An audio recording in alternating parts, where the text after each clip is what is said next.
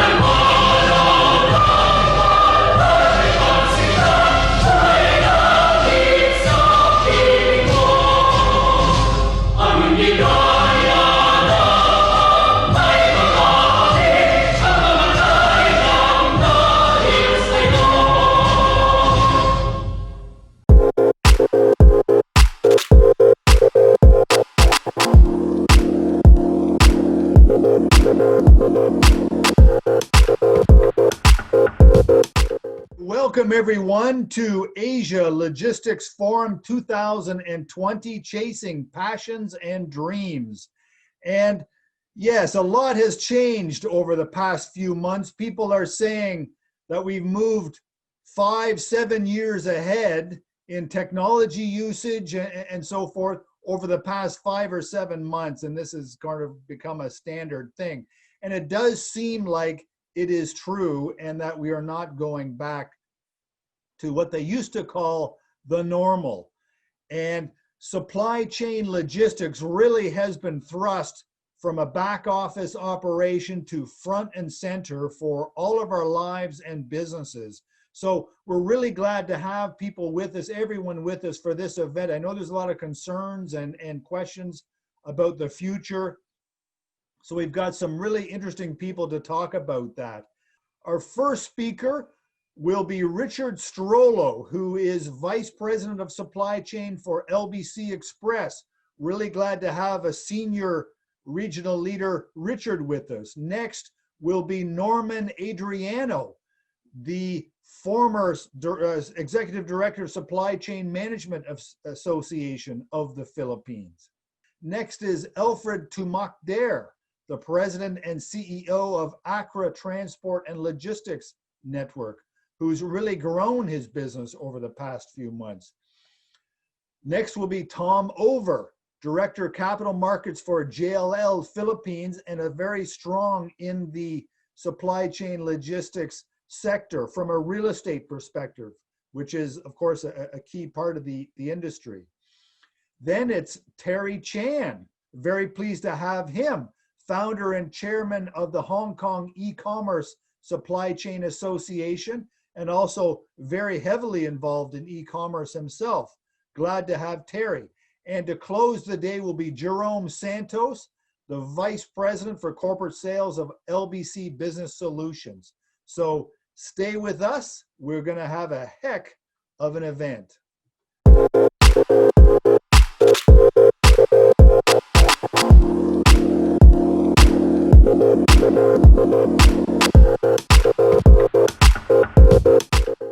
To start this day's event, we really have quite a regional powerhouse and leader in the industry. Richard Strollo has been the country head and senior positions across the Asia Pacific region in companies like DHL, Airborne Express, Agility, and so forth, in countries including Taiwan, Korea, Malaysia, and Philippines. And he's back here, I'm so glad to say, as Vice President of the Supply Chain for LBC Express.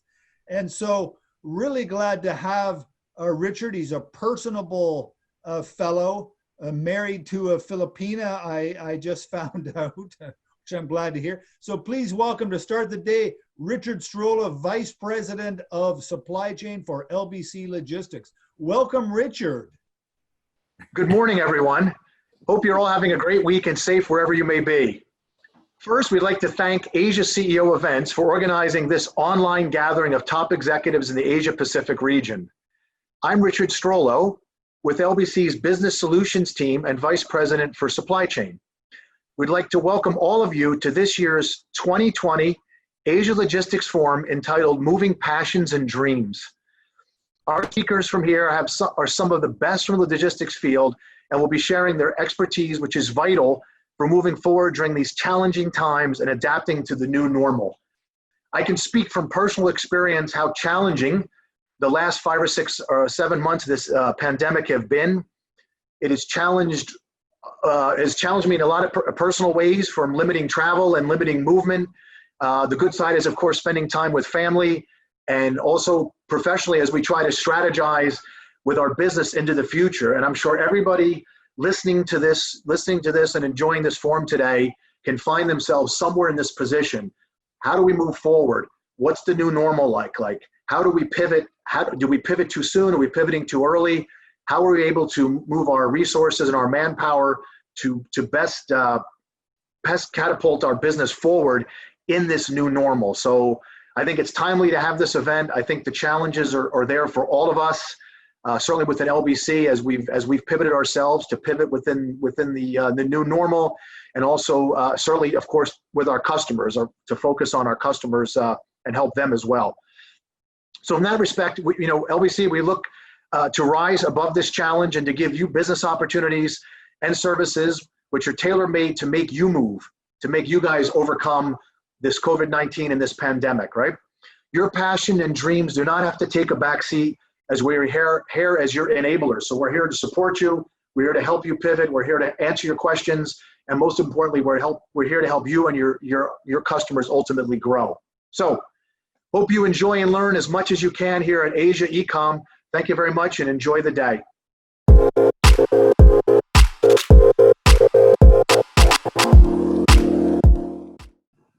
Okay, our first speaker is Norman Adriano, a senior supply chain management professional with many years of experience and former executive director of the Supply Chain Management Association.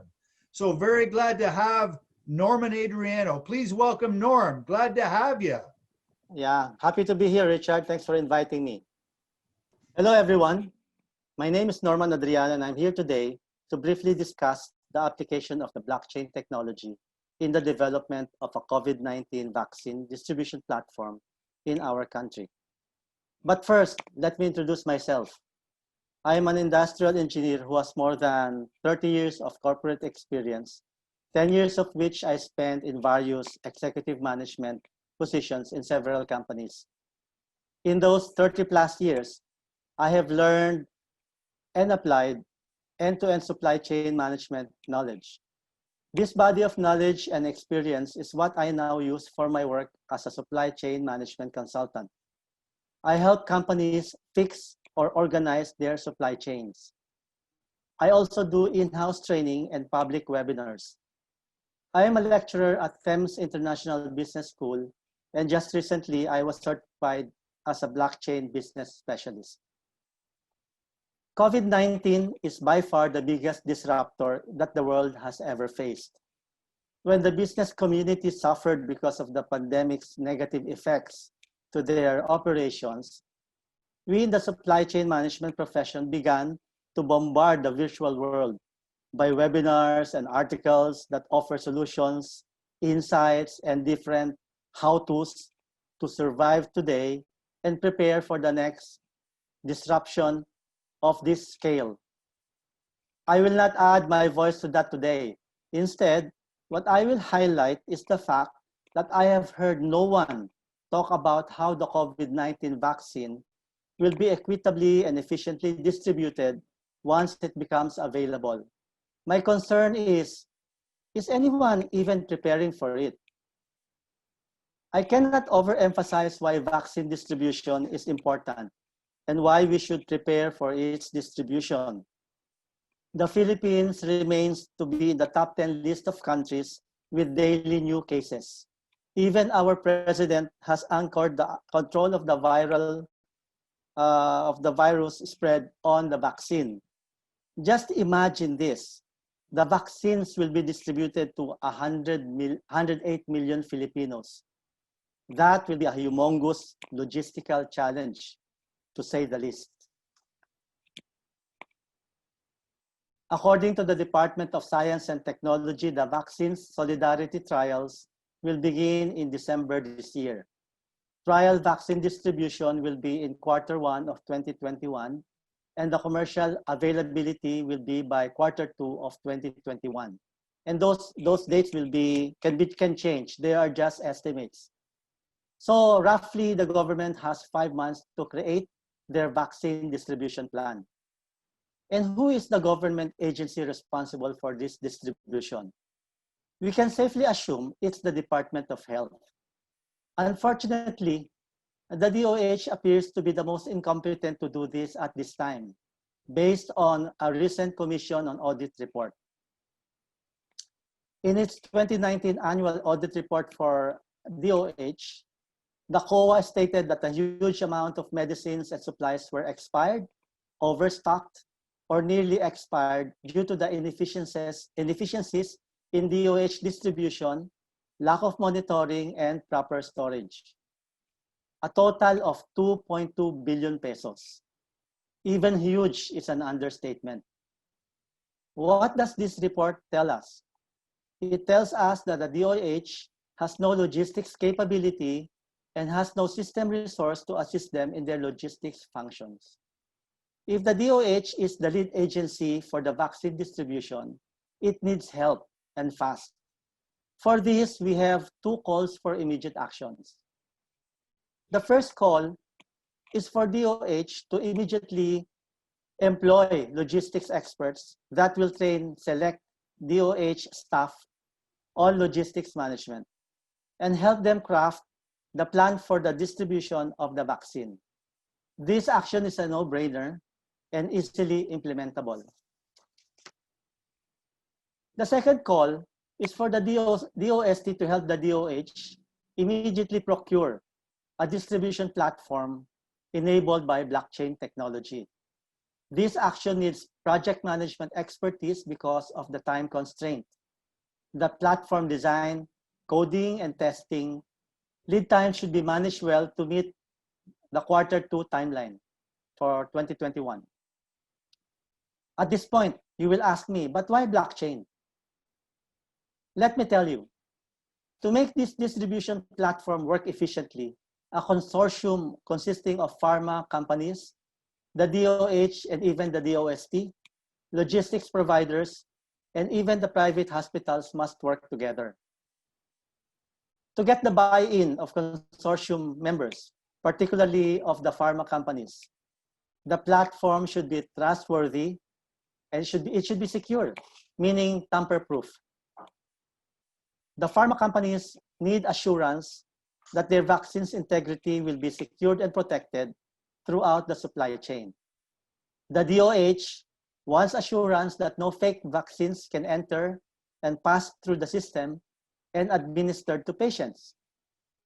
Everyone would want real-time tracking of the vaccines from the warehouses down to the patient or the recipient.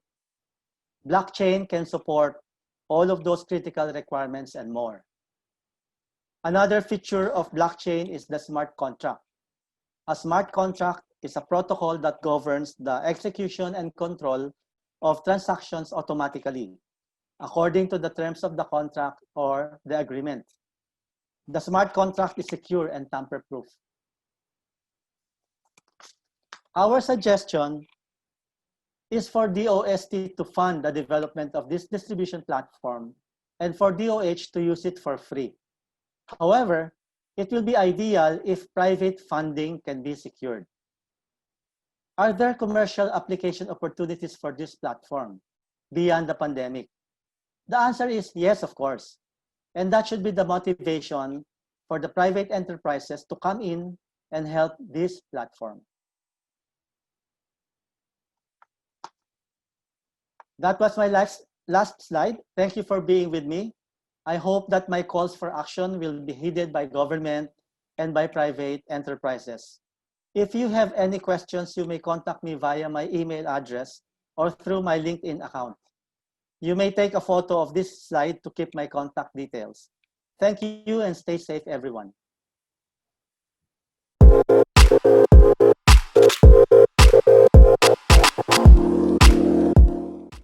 Our next speaker is Samuel Lim. He's the Asia Pacific Regional Head of Trade Lens of Maersk. This is a software company of the Maersk organization, the world's largest container shipping company. And Samuel Lim is coming to us from Singapore. So we're so pleased that he was excited to join the event. And a lot to talk about. He's done work over the years here and more recently. And this is to give everybody an idea of what big scale software programs look like for the supply chain industry. And this is something that you can be involved with as well. Samuel is looking for more partners, and that's why he's here. So this is a software that covers the world's container shipping industry and provides data for more than half of the industry in the world. So please welcome Samuel Lim with an interesting story, the Asia Pacific Head of Trade Lens of Maersk. Thank you, Samuel. Here we go. Good morning, everybody. Thank you for having me here in this forum. My name is Samuel, APAC Regional Head of Trade Lens for Maersk. Global logistics is evolving. It's getting more complicated and fragmented. Additionally, the growth of e-commerce and omnichannel logistics adds to the complexity and drives customers' expectation. To meet this challenge, visibility, control, collaboration over supply chain is now a necessity. However, the current level of technology will need to rapidly improve to accommodate this new standard. The need for this technology change is also mirrored by demands from businesses. Some 70% of the RFPs that Maersk receive today includes a digital solution component. The other 30% just assume that it is part of the solution and service that you provide. Data is at the heart of logistics. Unfortunately, this is usually kept in silos. The key is to unlock it, harmonize the data, between different parties in a single supply chain ecosystem. Ultimately, better data integration enables business to make significantly faster and more informed decisions. This can be supported by industry-wide data standards that makes the sharing of clean, reliable, and user data easier and robust. TradeLens is a blockchain-enabled digital platform. Developed together with IBM, it connects supply chain partners together and provides a secure way for partners to interact with real-time accurate shipping data and documents. Being a truly multi-carrier ecosystem supported by global ocean carriers such as Maersk, CMA, MSC, it carries 50% of the world's shipping data today. In a period where pandemic crisis with supply chain flows being affected by full or partial shutdown, businesses are seeing the value of TradeLens to mitigate such disruption. Please sit back, relax, and enjoy this short video introduction of TradeLens. Thank you. Every day, around the world, millions of shipping containers are in motion. An incredible achievement of logistics, coordination, and communication.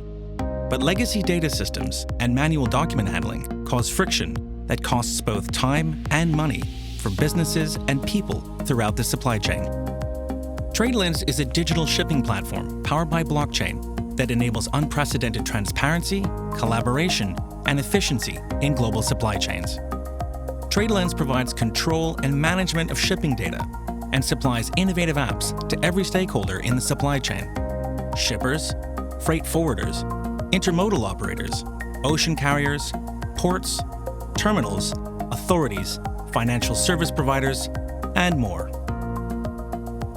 To illustrate some of the ways TradeLens enables collaboration and reduces friction, let's follow a shipment of laptop computers from inland China to their final destination along the west coast of the United States.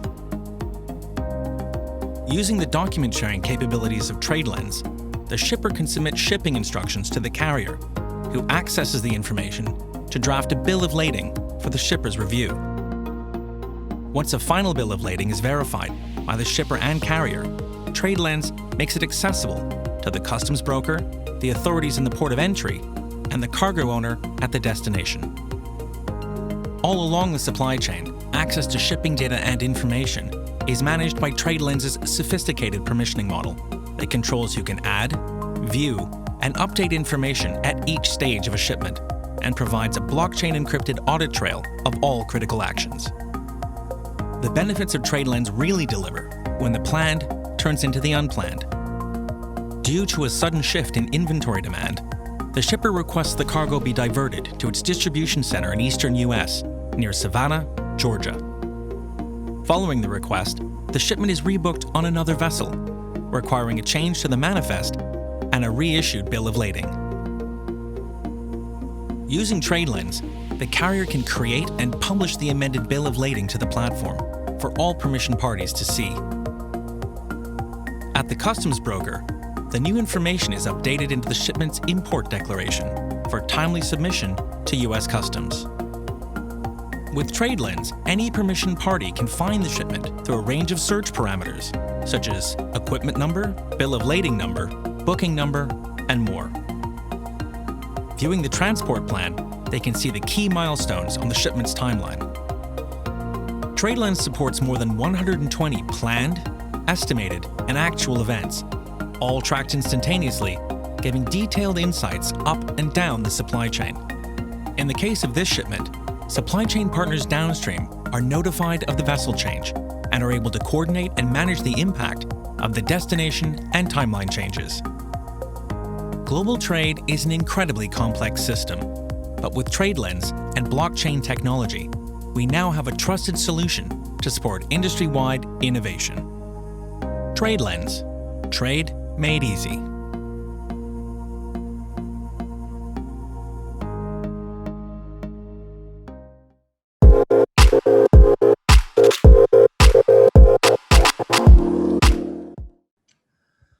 Okay, our next speaker, we welcome Alfred Tumak-Der, the president and CEO of Acro Transport and Logistics Network.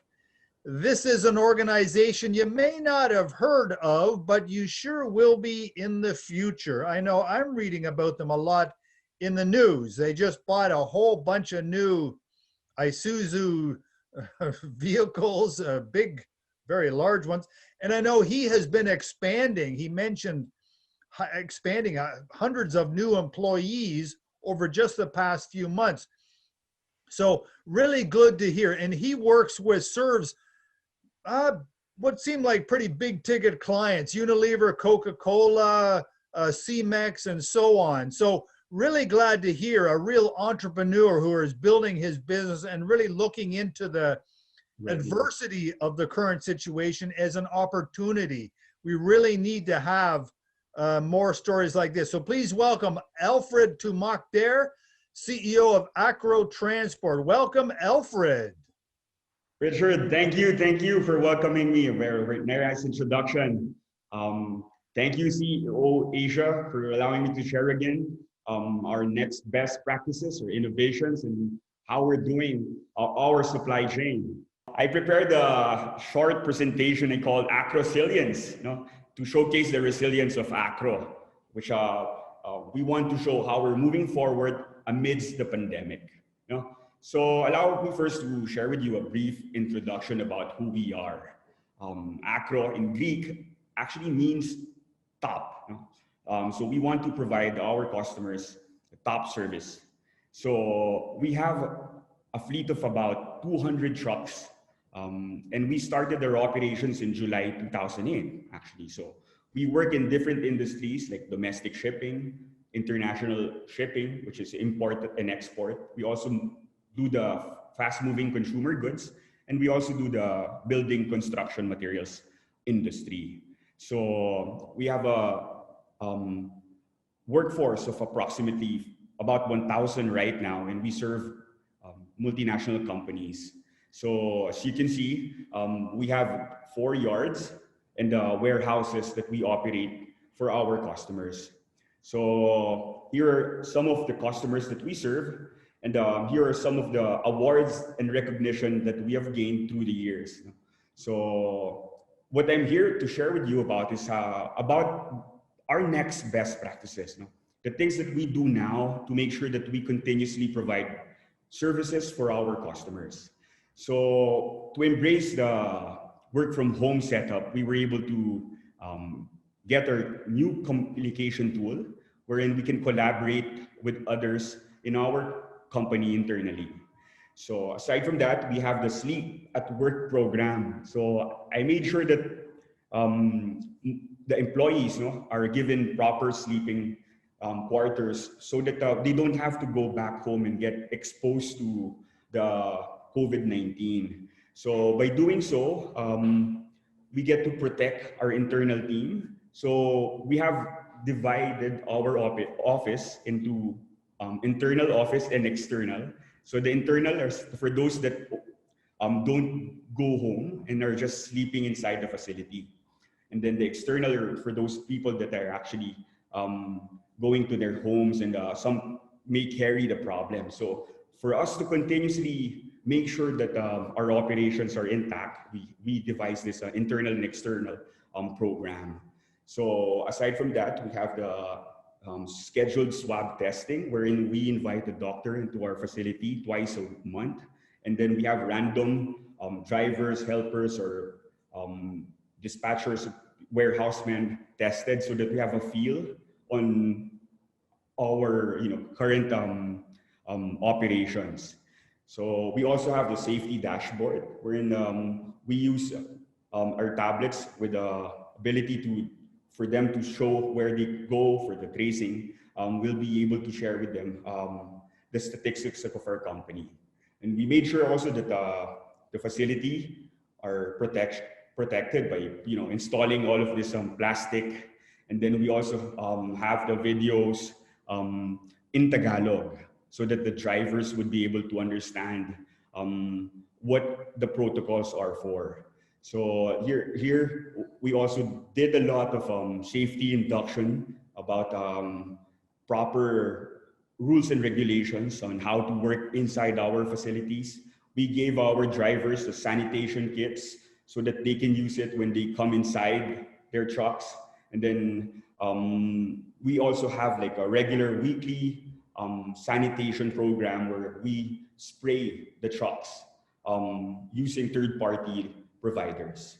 So for us to be more effective about execution and communication, I thought of having like a multimedia team where you get your training there already, so that people that are new in our company would be able to learn fast, because this is a way to communicate and make sure that they understand how to work with the Acro way of work. So aside from that, we're able now to provide the digital training. So all of this have like Tagalog words whenever we present it to our drivers, so that they'll understand what is expected of them. So by doing so, we get to be more effective and we can scale faster as we grow our business. So aside from this, we also have a Acro communication tool where we have our news program.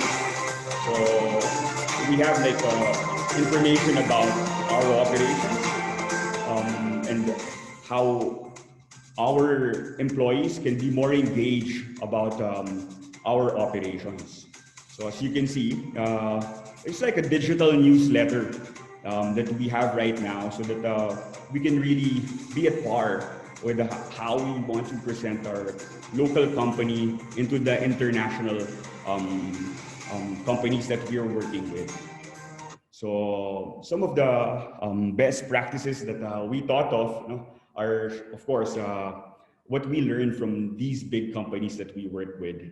And some of which I want to share with you also after that is the innovations that we have. Of course, we have the drop and swap innovation, where this is actually good for the big companies, because this allows our truck to unload the loaded trailer and switch back to an empty container. So by doing so, we position this inside our hubs, wherein there are specific trucks that are assigned to go inside the plants of our customers.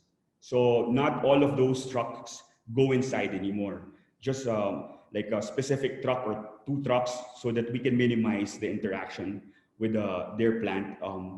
So we get to minimize the pandemic concern.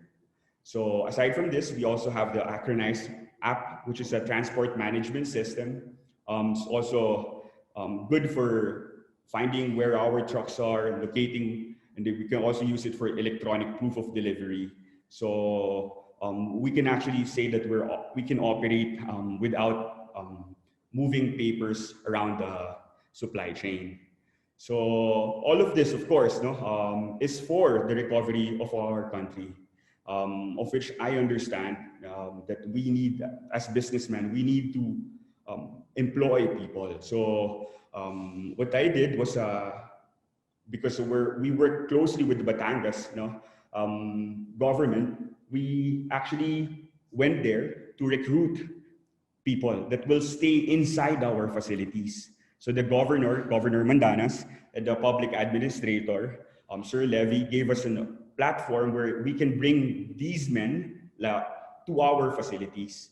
So when they stay in our facility, we house them, we provide food, we provide the jobs that they need, and they just stay inside our facility, so that we are continuously working safely. Because if we let them go back to where they come from and expose all of this employees that we have, then there's a big chance that we don't continue our operation. But by doing this activity where we make them sleep at work, we're able to provide safer operations for the multinational companies that we have. So I'm glad that we are working closely with the Batangas government to give us this chance to do this project with them. So we also opened 3 new warehouses. These are 1 hectare facilities that we have for one is in Susana, what you see right now. Is in, another one is in Taguig, and another one is in Silang. So these are all facilities that we operate. Last March we opened, and then last September we opened again, and we continuously operate the supply chain amidst this pandemic. So we also do like a refleeting with the brand new trucks so that we can also support the government's modernization projects. So in Acro, we really believe that we need to provide tuloy-tuloy ang serbisyo, which is continuous support to our customers. As you can see, we continuously hire people because we need to augment those that lost their jobs. And right now, there's no other way but to help each other by employing them and providing a chance for them to have a food on their table.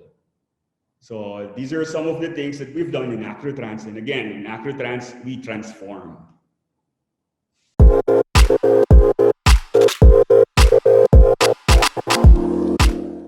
We will now have Tom Over.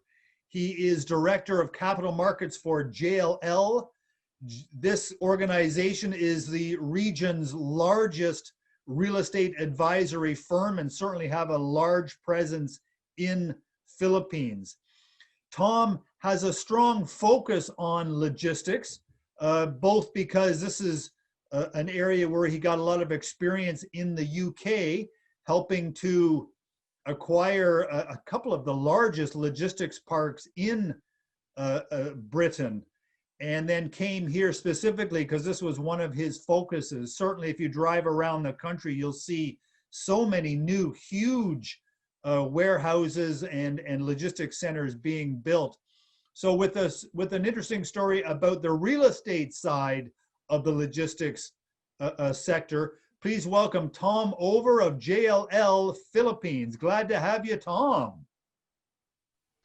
Good morning, everyone, and thank you for tuning in to listen to the Asia CEO event, this time with a particular focus on the logistics sectors. I'm Tom Over. I'm the JLL Capital Markets Head for Industrial and Logistics, and we have seen an incredible amount of activity over the last 6 to 8 months within the cold storage, e-commerce, and logistics space across all real estate asset classes. It is my delight to be welcomed back today to speak again at my second Asia CEO Forum event, and I'm looking forward to sharing some thoughts on the cold chain logistics space. So I hope you enjoy the presentation, and please do follow up if you have any questions.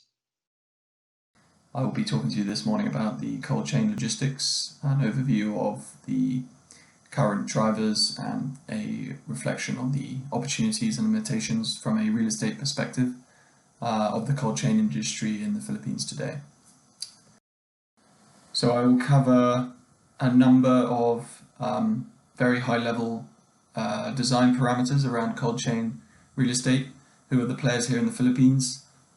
What are the demand drivers, and then what the opportunities and limitations might be going forward. So what is cold chain and what is cold storage?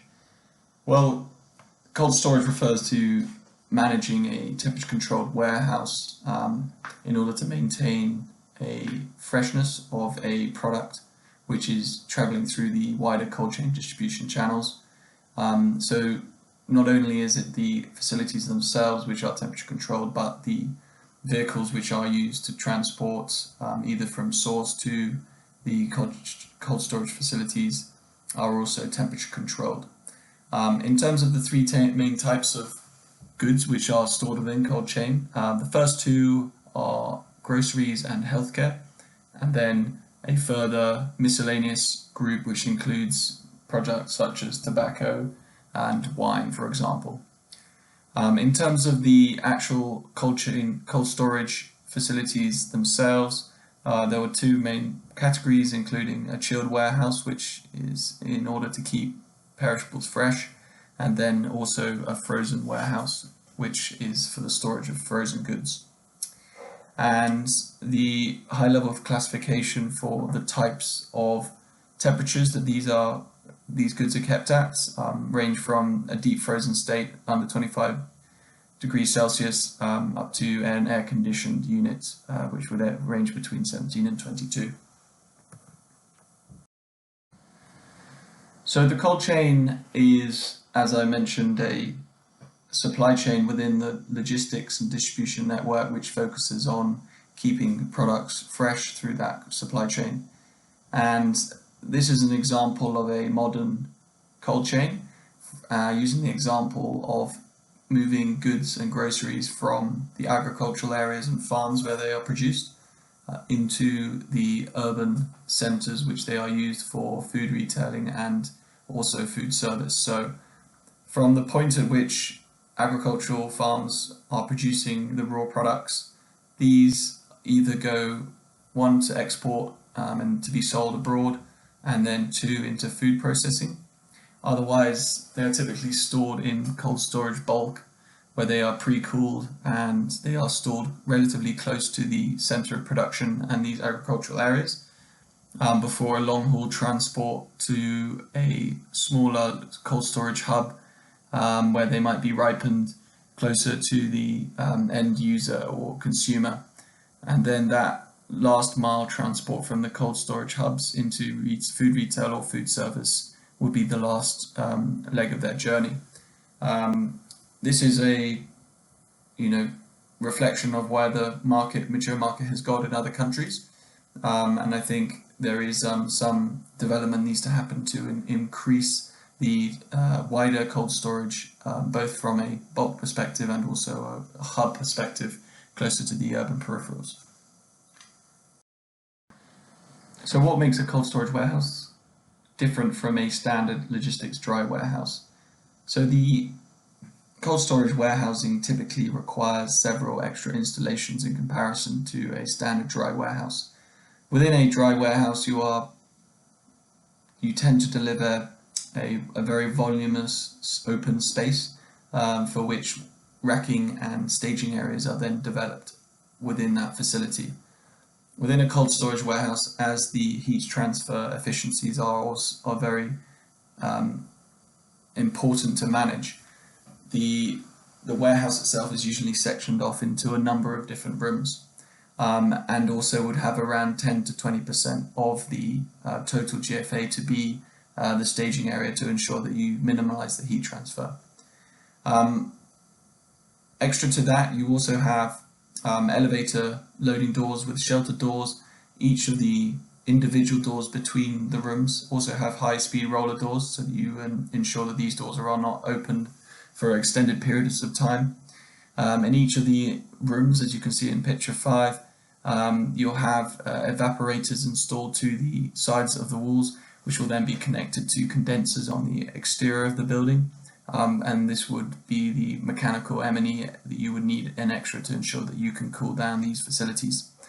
The picture 8 are the condensers in this example on the roof, and then you have a compressor plant which is compressing the fluid and the vapor to ensure that you can create a cold environment and cool your goods down.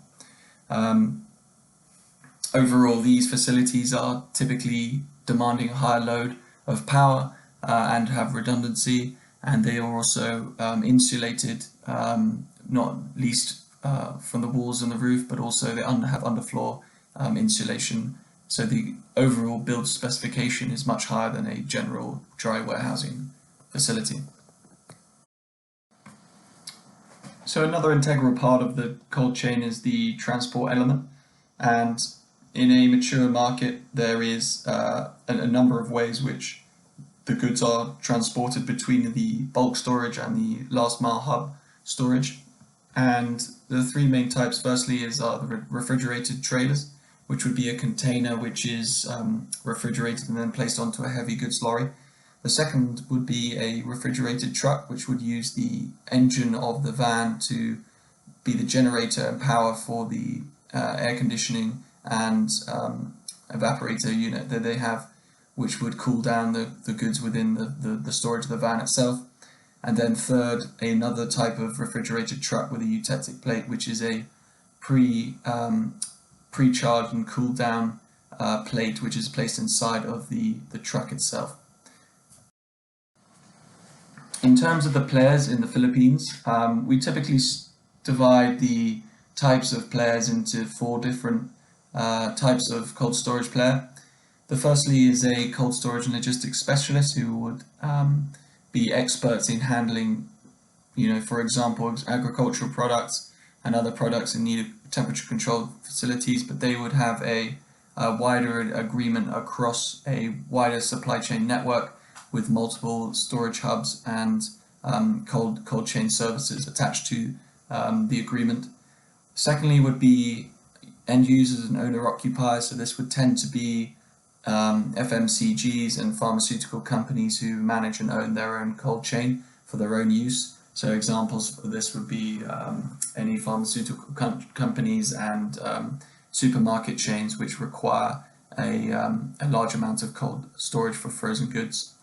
And then thirdly, third-party logistics companies, they would have, cold chain operations and service agreements within their wider business lines and offer management of clients' need for cold chain distribution within, for example, a beverage 3PL contract. And lastly, you have the developers and investors of the cold chains itself. So they would be owning and buying and building out land to lease to cold chain operators. And they can also enter this space via a JV partnership agreement, contributing mainly on the real estate side rather than the operational side. So in terms of the wider demographic drivers and drivers in general of the cold chain, the main driver of the Philippine cold chain market is the demographics, as we continue to see population growth over the last 5 years, and the average income reflect that growth.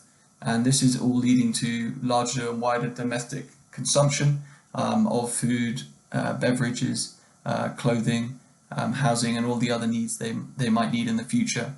And this is all contributing to a shift of demand from the traditional wet markets into a more fresh and frozen approach where they will consume from local supermarkets.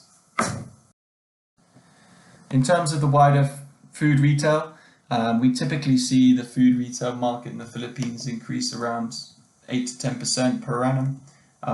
The growth has been projected to be 60 billion in 2020, which would be up 20% from last year. And that is largely attributed to the pandemic we've seen over the last 8 months. Examples include SM and Pure Gold have both seen a 15% increase. And as I mentioned earlier, we're continuing to see this shifting in consumer preferences. The Philippine food retail market increases, and there is a prevalence of national and upscale supermarket chains growing throughout the country.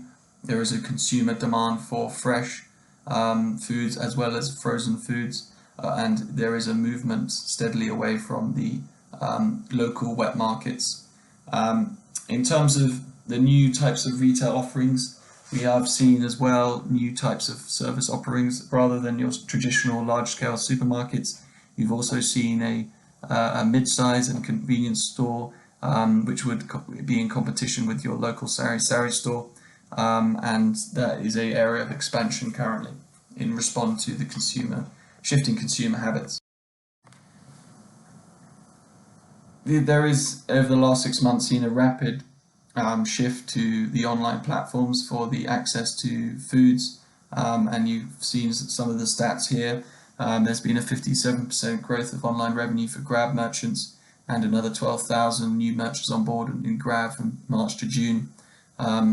We've seen the pandemic as an acceleration of e-commerce and online groceries, and such as Merry Mart, Food Panda, SM and Robinsons have also opened up availability for consumers to buy straight from these traditional retailers through online platforms, which has also created demand for the wider cold storage chain logistics. In terms of healthcare, we typically see that the Philippine pharmacy retail market has increased around just over 3% per annum over the last 5 years. Philippines currently has one of the highest medicine costs in Southeast Asia, and there is a drive for consumers to purchase cheaper generic medicine, and we continue to see this growth, population and demographics, and trend towards a wider public healthcare system and access to medicine, which will create demand for the cold chain logistics.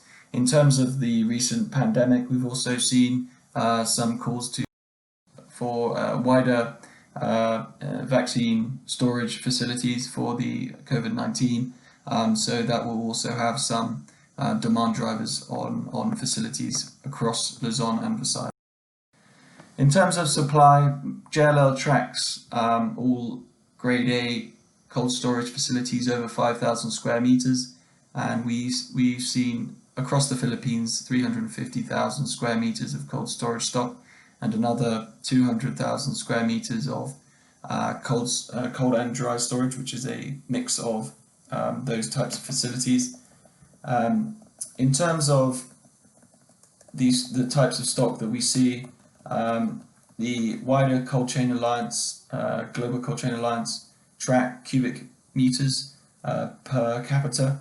And just to give you a frame of reference, the Philippines in 2018 had 0.03 cubic meters per capita of cold chain stock, and that compared to Vietnam of 0.1 and the US of 0.5. So in terms of the wider stock, it is still relatively underserved, and you can see from the map of the wider Manila Bay Area that there are a lot of legacy facilities within Metro Manila, and then the other facilities tend to be geographically aligned to the South Luzon Expressway and the North Luzon Expressway, leading to the T-Plex all the way to San Fernando, which are bringing agricultural products down from the north.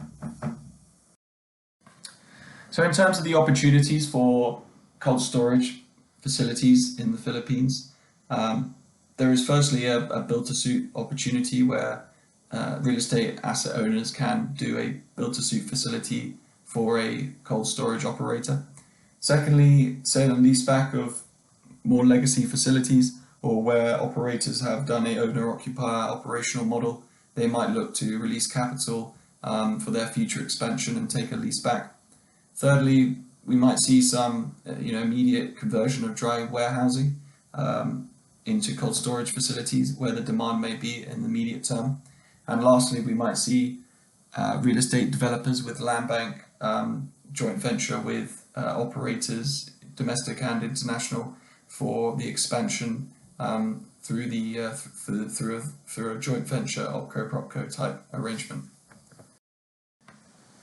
In terms of the limitations that we see, the main limitation in cold storage is that the construction cost is very high. These are obviously very highly specialized facilities and require very high build costs. They can typically range to be expensive on a square foot basis to be higher than a office building in terms of build costs. Secondly, the logistics ranking is still lagging behind. The Philippines ranks 60th in the World Bank's Logistics Performance Index, which is behind Singapore in 7th, Thailand 32nd, and Vietnam 39th. And the rest of the Southeast Asian countries still are ahead of the Philippines currently. So this creates some structural problems for developing out a cold chain strategy plan. In terms of its technical design and construction, in terms of the existing stock, 95% of the stock in the Philippines still use ammonia for their cooling, and that does have some environmental consequences, but contractors who are involved in the development of these facilities need to be very skilled and highly trained, as these are very specialized facilities and they do require personnel who have had experience in these types of facilities before. And there is a limited speculative opportunity, just as logistics facilities are not a wide speculative development strategy. Because of the high build cost and high capex requirements for these types of facilities, we don't see too much speculative opportunity here. We do see it in more mature markets where there might be a high and immediate demand for up and built facilities, but there is no market standard yet for cold chain storage here in the Philippines. So to conclude this presentation, I just wanted to draw attention back to 4 points. Firstly, being the demographic drivers of population growth and consumer demand is all increasing the demand for food retail, pharmaceuticals across the Philippines, and that will all have its knock-on effect to the demand of cold storage, chain logistics and storage. Secondly, there has been and there is continuing to be a consumer shift from the traditional markets to a fresh and frozen markets within the supermarkets and hypermarkets, and also the local convenience stores. This has also been accelerated by the recent pandemic as consumers have moved online and accessed new types of offerings, including online grocery. Third would be the current undersupply of the market in terms of cubic meters per capita in comparison to other emerging countries and mature markets. And overall, we're seeing a good deal of demand for the construction of new cold storage facilities. In terms of limitation, the upfront cost and capex and speciality needed to access this market is quite high. We see the construction cost being as high or if not higher than office developments, and the current infrastructure is relatively limited in terms of moving the goods around. However, there have been some very good signs in the market in 2020 in relation to the cold storage, and that included 2 pieces of news. One was a recent investment by a Singaporean company into Glacial Megafridge to scale up their capacity nationwide, and also Orca recently opened their 20,000 pallet position warehouse, cold storage warehouse in Taguig City, which will be the first of the country's fully automated cold chain facility. So there's some very good signs that the market is moving towards high technology and providing for the consumer demand in the future. Thank you very much.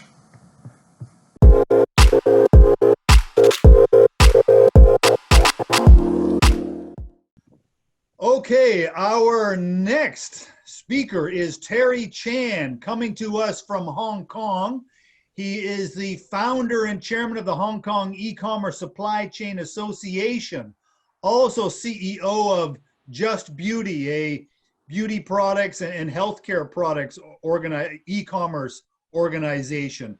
And Terry has an interesting background, 20 years of e-commerce supply chain experience, named most promising business leader of Asia in 2019 by Economic Times of Singapore, these kinds of things, adjunct professor at the University of Hong Kong, and worked with a lot of very large organizations as an advisor to their e-commerce logistics initiatives, World Bank, Hong Kong Trade Development Council, and so on. So we're really glad to have Terry give us some insight of what he's seeing across the region, and also hopefully the important Chinese market as well. So please welcome Terry Chan, the chairman of the Hong Kong E-commerce Supply Chain Association. Welcome, Terry. Glad to have you today in the show.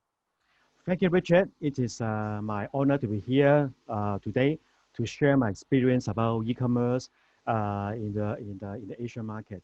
Well, I've been working in the e-commerce supply chain industry for the last 20 years of time. I'm an entrepreneur. We have our own company, and also we are association, Hong Kong E-commerce Supply Chain Association, founder of Just Group and Just Beauty. And also basically my scope of work include three parts: teaching about e-commerce, doing a lot of consultant, and also speaking about e-commerce in different international conference. Well, I think as all of us know, e-commerce has been booming very fast, and it is further accelerated by the impact of the pandemic. And basically, when I look at the e-commerce market, I would like to share about some of the opportunity, some key trends and also the challenges when we're doing about e-commerce. And lastly, I would like to talk about how as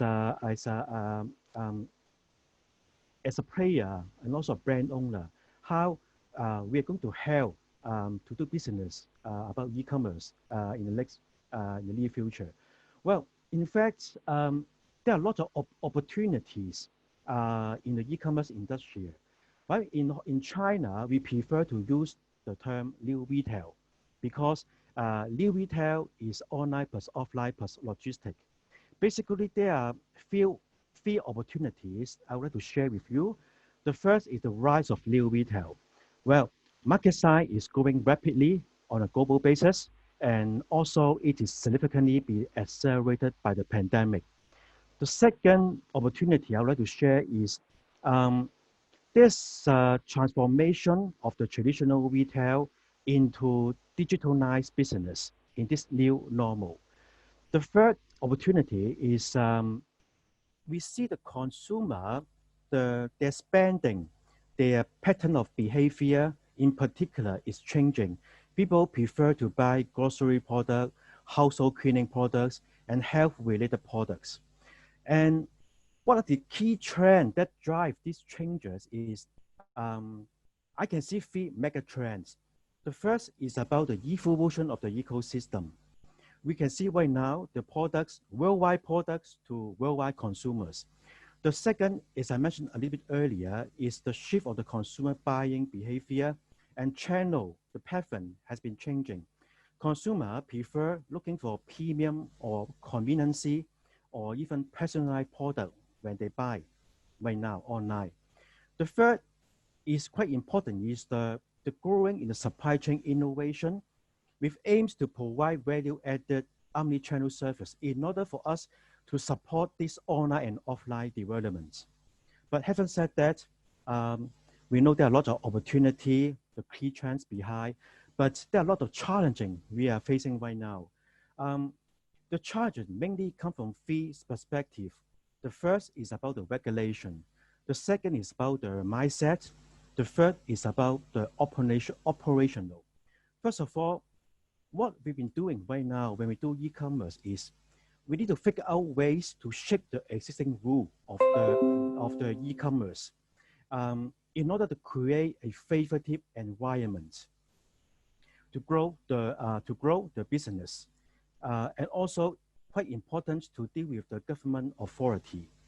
The second challenges are we need to transform our mindset of all the parties along the supply chain. We know a lot of parties right now, they are brought up from traditional enterprises and they have to adapt of all these changes to do e-commerce, in particular in the payment and supply chain sectors. Lastly, it is very important for us to work with different 3PL to create a supply chain solution in an innovative and collaborative way in order for us to tailor-make this omni-channel solution to support the online and offline developments. Okay, what we do when we would like to do e-commerce in China or Southeast Asia, we know China is one of the largest e-commerce market right now. It seems that it is a must for us to get into the Chinese market, but the competition is very keen right now. That's why it is vitally important for us to create the right e-commerce solution. What I mean by that is when we look at the e-commerce, right now we look at the ecosystem. In the ecosystem, there are basically four essential building blocks. We have payment solution, we have logistics solution, we have category solution. That means how you sell your product locally or cross-border. Lastly, we have kind of seller solution, and they are highly integrated by information technology, but ultimately, we have to fulfill the needs of the consumers. Therefore, in order for us to set our e-commerce strategy, it is important for us to, based on these four essential building blocks, in order for us to create this kind of e-commerce strategy. And let me give, for example, our company, Just Group, there are three pillars when we are aims to support the e-commerce development. First of all, we try to tailor end-to-end omni-channel solution to help the brand or other merchant to develop omni-channel. The second pillar is we would like to empower the brand and empower the brand. We try to create value for our brand when they develop this kind of e-commerce solution. Lastly, it's also important is we tailor supply chain solution. We ship the products from the origin along the supply chain to the destination. We provide end-to-end supply chain solution, start from the pickup, the line haul, and also we provide custom queuing solution and also the last mile delivery solution. To sum up, e-commerce is booming and further accelerated by the impact of the pandemic. China is one of the leading e-commerce market. I think it is a must to do. But having said that, the competition is very keen. In order for us to develop the e-commerce strategy, say in the Chinese market, it is important for us to base on the four the building block: payment, logistic, category, and also seller solution. When we develop this kind of e-commerce solution, lastly, I would like to share is the characteristic of doing e-commerce is that we move very fast and also we change very fast. Therefore, it is very hard to find a single perfect solution. The only way we do is we act first, and then we try and error, we learn from mistake, and also we amplify our success in order for us to do e-commerce. Well, that's all I would like to share today about the e-commerce, the challenges, the opportunity, the key trends, and also what we do about e-commerce, especially in China. Thank you very much.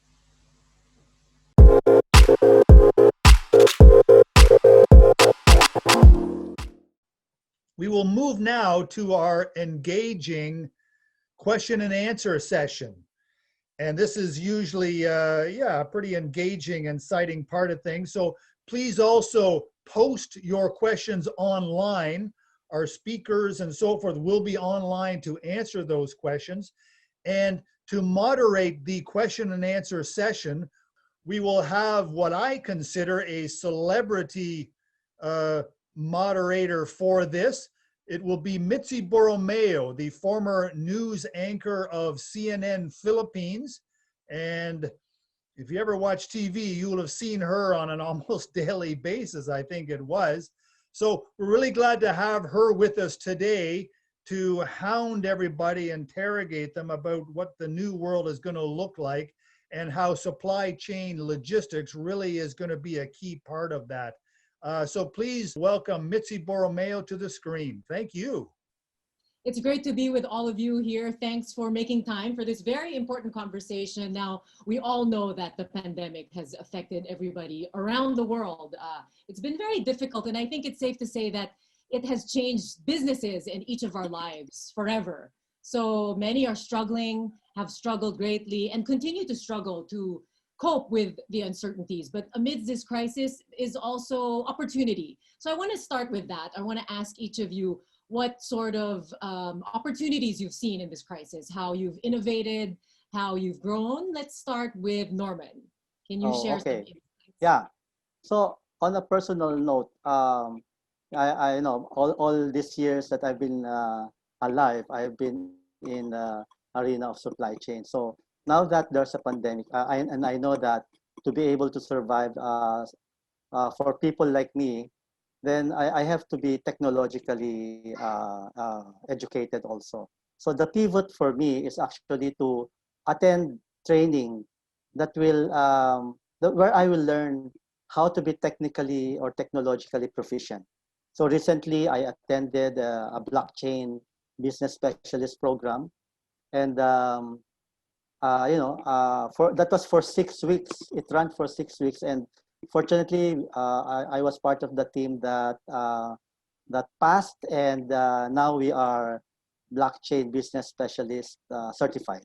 So I think for most of us, we have to adapt. We cannot just stay where we are. Okay, this is the what we call the new normal, and to be able to move forward with our lives, we have to do different things. That's it, to be able to survive. Yeah. Agree. Well said. The learning never stops. What about you, Terry, joining us all the way from Hong Kong? What has it been like for you? Well, I'm in the e-commerce industry. I can see three major opportunities. The first is about the growth of the e-commerce. Well, in spite of the fact that even before the pandemic, e-commerce growth has been booming, to be honest. I think it is further accelerated by the pandemic. The second opportunity is the deployment of the technology, in particular, how to transform the traditional retail company to digitalization. The third opportunity is related to the kind of commodity. We see a lot of research to indicate that, for example, certain kind of commodities such as grocery, household cleaning, and also healthcare products, the growth is tremendous. People like to buy all these kind of products online. That's why free opportunity. Definitely, e-commerce has really flourished during this time. What about you, Alfred? I understand your business has grown. You've acquired new warehouses, even staff. Yeah. Well, interestingly, transport is a key driver of the economy. Without the trucks, there wouldn't be stocks moving around. So I have big trucks, and most of my customers are in the food manufacturing industry. Out of all our customers, only those in the building construction industry stop operations. But despite that, I'm fortunate enough to have a lot more customers that we're able to support the drivers that we need to keep intact. So during this pandemic, the first month, I just kept all my drivers and paid them on a monthly basis, even if the volume was low, because I know that eventually I will need them back immediately. So fortunate enough, after like about 2 months, we got back our sales performance during pre-COVID. And in fact, because we innovated, we did a lot of those protection for our employees. We did a lot of those work from home, and then we have the collaboration tools, and then we have the warehouse management system all in-house, and the transport management system also in-house. So we were able to share this to our customers. And this gave us the edge because they would see our operations technologically advanced over other competitors. So with this, they asked us to expand. So we were able to open 3 warehouses for our customers. And by doing so, we were able to employ about 200 more employees to our organization.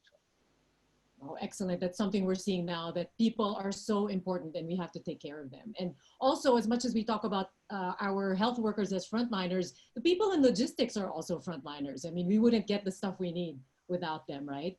Richard, share us some of your thoughts all the way from Canada. I know you got stuck there during this pandemic, but what has it been like for you? What are you seeing and around the world from there? Well, thank you very much, Mitzi. And I know these guys, they're a bit low key about their industry because logistics, I think, is used to being, considered kind of back office. But it seems to me it's really been thrust to the front office. And the only way to survive is to really have strong logistics supply chain organization. So when I talk to guys and gals who run large organizations, they're saying things like, if they currently have 3 floors that they're leasing downtown, they're only going to have 2 floors, and they're paying a lot to set up their employees with faster connections from their home, because that's where they're going to work. And when you talk to young people, they never want to go back to spending, hours per day in commutes. They're very happy and comfortable and prefer to work from home, where they can interact easily with their friends and family and so forth. So it just seems that we have really come to a real change. And logistics supply chain is the enabler for all of this. So I don't think it's hype to say that we are in a changed world, Mitzi. Yeah. Exactly. And that's why we should thank our friends, all of you in the logistics industry. Thank you for all you do. It's true. This new normal isn't that bad when we're able to stay home, spend more time with our family, and really focus on the stuff we really have to do, because the logistics industry helps us, makes things more efficient. But at the same time, the challenges persist, and we don't know how long this uncertainty will continue.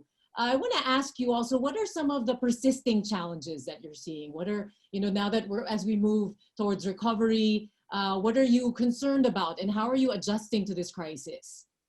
Maybe let's start with Terry. Well, it is a very good question. I see three major challenges. The first is about the regulation. Well, right now we have to really to figure out the best way to do e-commerce. Also, we have to check the existing rule to create a favorable environment to do e-commerce. In particular, when we talk about the cross-border e-commerce, that relate to the custom clearance, also the duty and tax, so on and so forth. The second challenge is about the mindset. Well, a lot of people talking about doing e-commerce, but it's not that simple, to be honest. In particular, when a traditional enterprises, they want to transform to do e-commerce. And we need to really transform, equip with all those traditional people with traditional mindset. What is e-commerce is really about, what is the e-commerce ecosystem is really about. Last but not the least is about the operational issue. Well, when we talk about e-commerce, we need to talk about the e-commerce ecosystem. For example, in the e-commerce ecosystem, we have a payment, we have a logistic, we have category, we have seller solution, and they are highly integrated by technology.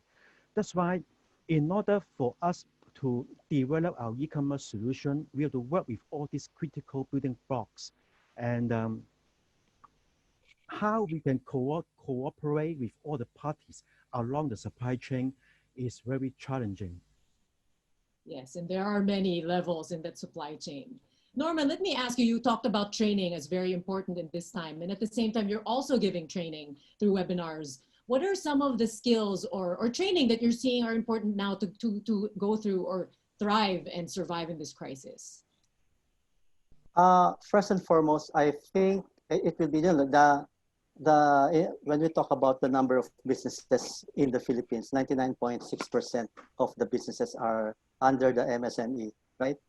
So, but even before the pandemic, most of the MSMEs are lacking in training when it comes to supply chain and logistics management. So I guess what I can say is that we just have to continue training, because when you know logistics management or supply chain management, you just have to build on it, on what you know, okay? As opposed to when you don't know anything about it, then that will be a lot more difficult for a business person or an entrepreneur to survive, okay? So I guess it will be for the sake of the MSMEs. The DTI is giving a lot of training through the Go Negosyo mentorship, and that should go on and should be expanded to include more MSMEs or more entrepreneurs, so that these guys can build on what they initially learned. Okay. Yes, and this is the time of the MSMEs. Yes, now actually, it's more of it highlighted the fact that businesses or entrepreneurs, especially those MSMEs, really need to accelerate the learning process, because while the big ones are already working on their next steps, okay, because they're currently their best practices, but because of the pandemic, these best practices have been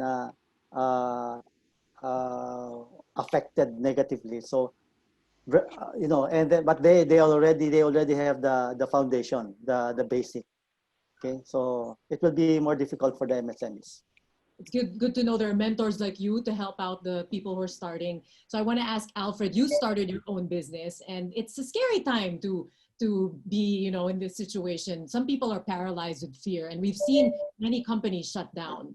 What would what do you do? You know, what can you say to some of these companies now? What can you do? What should you be doing to stay afloat? What is your advice to those who are struggling now and even scared that they might shut down or go bankrupt?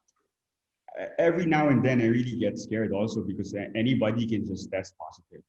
And that's really scary because one, you can stop, even I can stop the entire operations of our company. You know, it will affect about 1,000 employees if that happens. So I have to make sure that everybody is safe. That's why I innovated. I created programs like the sleep at work. So we made sure that the employees are shuttled in and out like every week they get to go home. And then we positioned an internal and external facility where the internal team are those that stay inside. And most of them are from the accounting. So whatever happens, we can be assured that the payroll of the drivers will be there, the collection will be there. That's critical. And everybody that's just allowed to go out, because all of us in the company are frontliners. So we really, you know, really extend services every day in the streets. So we have to make sure that the people, you know, are trained properly. So aside from trained properly, we give them the sanitation kits that every driver is also given training on how to sanitize the truck. And then we also have invested in training platform, like just like Sir Norman said, we need to improve our learning management. So by injecting our digital multimedia team, we are able to teach our drivers, our coordinators about the way of work that our customers would want to have in their operations. Because we have to be very specific about the type of movements that they want us to do for them, and how we interact inside their facilities is crucial. So the training in digital manner is now really helped by that department of ours. So those are investment in staff, investment in the digital technology. Yes, yes. Very important. Richard, I'm sure you know this time of the year, being married to a beautiful Filipina, this is the time of year everybody sends stuff. We love to make padala. We send our boxes. What are some, you know, what are things you're thinking about over there in Canada? I mean, some concerns that people may be thinking about this holiday season.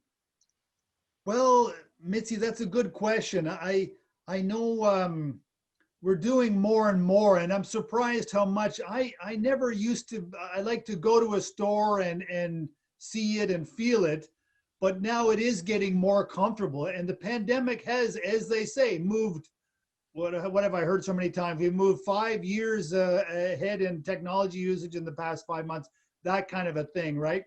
But I also got to say, put in a word. You know, you asked about the difficulties, and I got to say that we are getting a lot of calls of organizations that we previously, or that, you know, our partners, former employees, many businesses who we've known who are in a lot of trouble. You know, we all know this.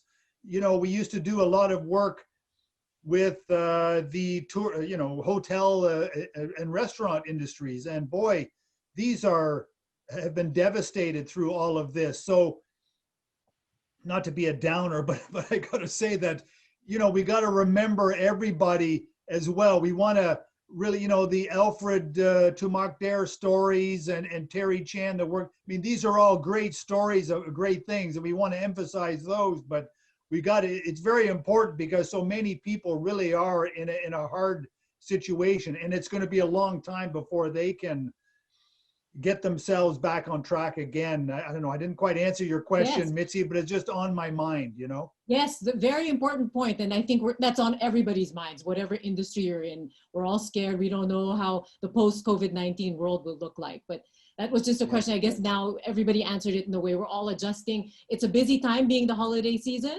So I think Alfred mentioned that, you know, they're stepping up in terms of the digital technology. I want to ask Terry, actually. Terry is also an advisor, e-commerce advisor, and even speaker with various institutions, including the World Bank. So you help markets. What can you do to help brands or merchants succeed in leading markets of China, as well as emerging markets in Southeast Asia? Well, it is a very good question, and also it is very challenging. before we talk about this, I think we need to bear in mind, as I mentioned earlier, when we talk about e-commerce, nowadays we need to talk about the e-commerce ecosystem. As I mentioned, we have logistic payment, we have a lot of things within the e-commerce ecosystem. And right now, it is very rare for us to find a single company who can perform of all of these functions. Even when we look at the big giant of Alibaba or even JD.com or Amazon, they are big, but they also cooperate with a lot of partners. But go back when we talk about the SME, resources is very limited. And that's why we have to really cooperate with all the parties along the supply chain.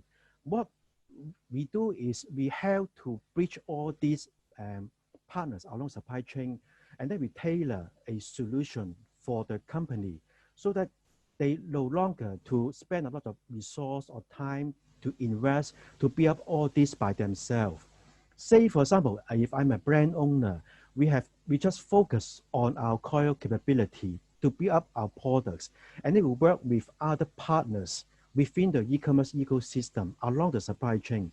That's something we are working very hard to support the company when it seems that it is a must to go online to do e-commerce, but it is not, it's easy to say, but sometimes it's difficult to do. And lastly, it is important to act first, learn from the experience, learn from the failure, and amplify the success, because we are working in the e-commerce industry. To be honest, we don't have a perfect solution even by ourselves. We don't know the perfect solution. We have to move first, experience, learn from mistake, and that's the only way I think we can tackle the current situation. Exactly. That's why discussions like this also are so important. So Terry, you mentioned support. In order for the industry to move forward, there's also support, crucial support we need from government and the private sector. What do you all think what kind of support do we need from government? Because they can also block certain, they can block the industry. Let's start with Norman. Can you talk about maybe the Philippine government support we need? What sort of, things like how to address supply chain bottlenecks or facilitate clearances maybe? The one good thing that I've seen, especially with the Department of Trade and Industry, they are aware that they don't have the logistics or supply chain capability, and that's why they started even before the pandemic. They started working with us in the industry in the supply chain, and whenever there are policies or even bills that will be sent to Congress, they first consult with us. I think that's the first most important step. Okay, acknowledging that you don't know and you need help. And when we talk about logistics or supply chain, the help will come, of course, from the private sector. So it's a good thing. So now it becomes a partnership between the private sector and the public sector, the government especially. And now we see, especially if you've noticed when we started locking down, first we locked down everything. No one is supposed to pass through the checkpoint. Then because of the advice of the people doing logistics in the private sector, the government started loosening up, right? So first, the essentials were given the freedom to pass through checkpoints and so on and so forth. The ideas, the advice came from the private sector. And to answer your question, to support the private sector, the government must work with the private sector. Yes, partnership is very important. Yes. Alfred, your thoughts? Well, yeah, I was able to have a meeting with the DOT Secretary Tugade about his direction of trying to stay away or move some of the cargoes from Manila to Cavite and Batangas. And when I got that information from him, I immediately spoke to the government of Batangas, to Governor Mandanos and the public administrator, to discuss with them how we can help the victims of the Taal volcano eruption. Those families don't have jobs right now. And, by asking them to actually just be like people that will load the stocks to the containers. We can give them jobs. And I asked them if it's possible to arrange like a conference wherein I can speak to them and tell them that, hey guys, I can bring you to our facilities and you can sleep there for free. We can provide you the job that your family needs. And the government gave us gave us an audience, and we were able to recruit about 100 men from this initiative. So it's really also reaching out to the government and following them, listening to them about their directions, because I believe that they're doing their part as well, and they have their own platforms. It's just that really alignment is important, and finding ways how you can work together. And I'm sure by being friends with them, you can gain a lot of benefits. Yes, Yeah. you have to be allies, no? Yeah. Yeah, definitely.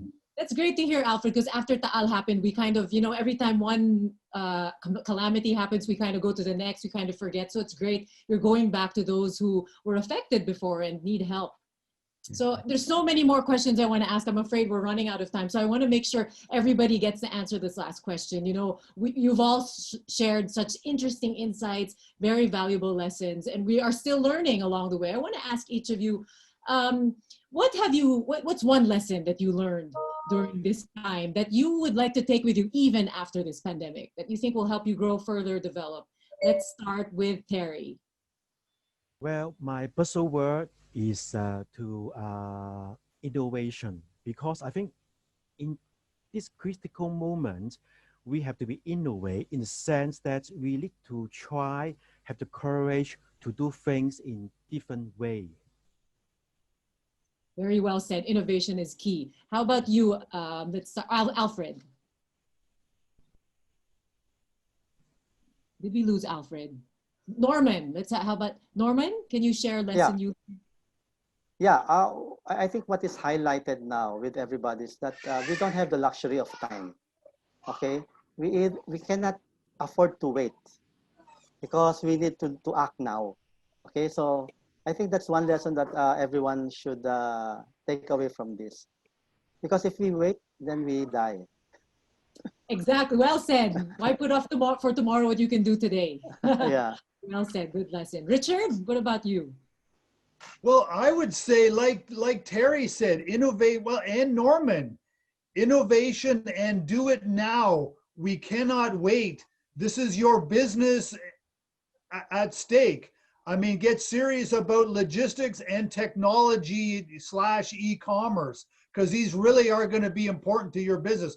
I thought, as you know, Mitzi, we run events and have run events for many years in the normal physical manner. And some of our sponsors came to us and said, Richard, Rebecca, you have to do online events. And so we were lucky to be able to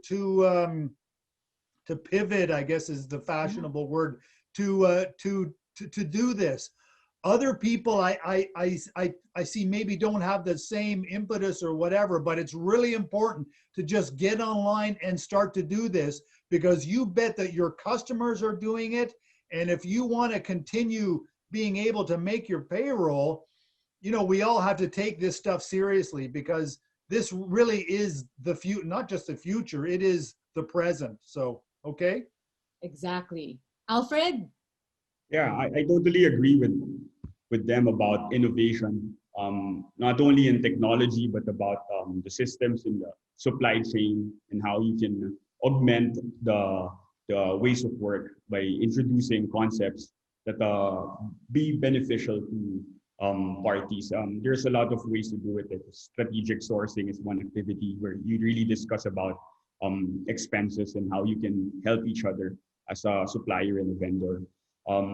There's a lot of ways that can improve the working of two companies by just being honest with each other about the pain points and bottlenecks, and how each of you can really help each other provide solutions.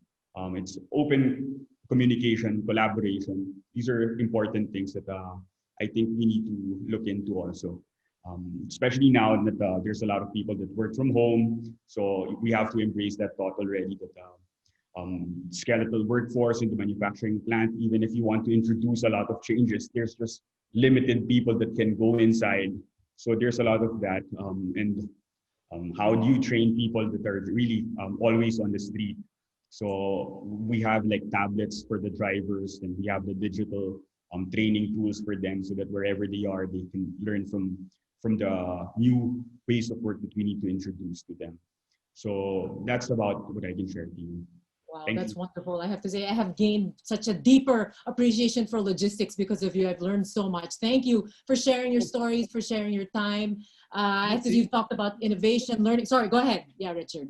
Sorry, Missy, to butt in, but I just struck my mind. You know, one thing, we've got three big experts, you know, in this industry right now, and maybe I could, you know, kind of promote their services, because there's many people who get intimidated by e-commerce and, oh my God, what do I do? So maybe a good first step, I always tell people, is to get your kid. If you don't have a kid that you can control to show you what you should do, get the neighbor's kid, a niece, nephew, somebody, and then talk to guys like Terry, Norman, or Alfred. Alfred's a bit of a different thing because he works with big clients, but just to get yourself that first step, you know, because a lot of people are intimidated, but if you just start in on it, you really can learn quickly, and it's easier than what you're currently doing. So sorry to interrupt you, Mitzi, but I just wanted to offer their services, not to promote them, but you know, it's so important. Okay, so sorry. My thoughts Mitzi, exactly, Richard. That's it. You know, the young generation, we look to the older, they stand on the shoulders of greater ones, and we have them right here. So that's I was just going to say thanks for all those lessons. So that's it. Turning it over to you. Back to you, Richard. Oh, okay. Well, thank you very much, everyone. Really a fantastic show, and so glad to have Mitzi Borromeo. So see, when I tell you that supply chain logistics is becoming more prominent, there's your proof. How else can we attract someone like Mitzi to really take an interest in the industry, right? I think that's a good way to put it. You make it sexy. Liked her, didn't we, guys?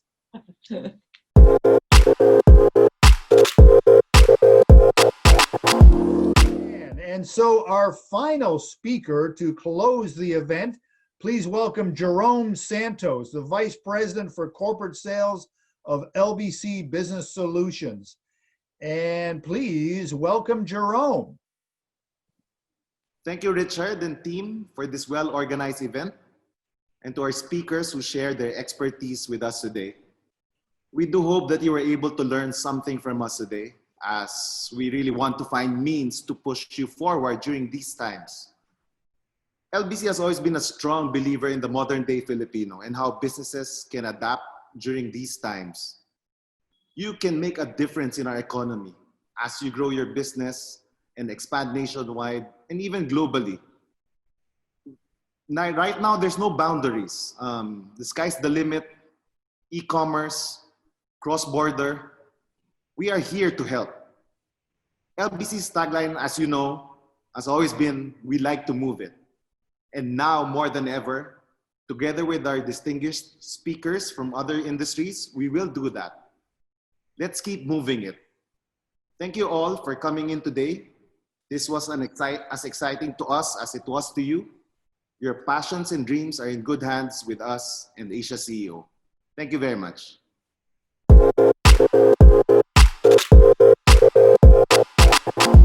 Well, thank you again. This has been Asia Logistics Forum 2020, and we're pleased to have our friends LBC Logistics, because they really focus and really push this and so forth. So thank you very much, and we'll see you next year. All the best to everyone. Stay safe.